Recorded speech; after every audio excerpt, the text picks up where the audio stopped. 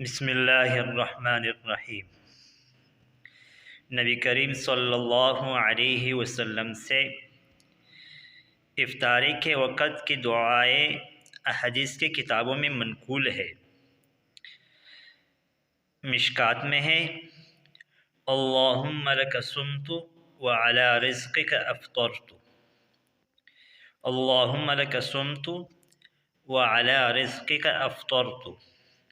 ترجمہ ہے، اے اللہ، میں نے تیرے ہی واسطے روزہ رکھا اور تیری ہی رزق سے افطار کیا۔ ابو داود میں منقول ہے، ذهب الظمأ وابتلت العروق وثبت الأجر ان شاء اللہ۔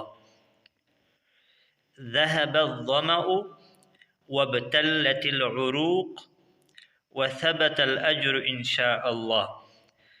ترجمہ ہے، پیاس چلی گئی اور رگیں تر ہو گئی اور اللہ نے چاہا تو اجر اور ثواب قائم ہو گیا۔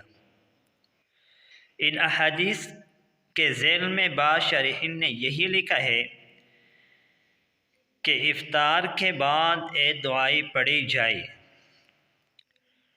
البتہ مولانا عاشق الہی بلند شہری رحمہ اللہ نے تحفۃ المسلمین میں لکھا ہے کہ ان میں سے پہلی دعا افطاری کے وقت یعنی افطاری سے قبل اور دوسری دعا افطاری کے بعد پڑھی جائے۔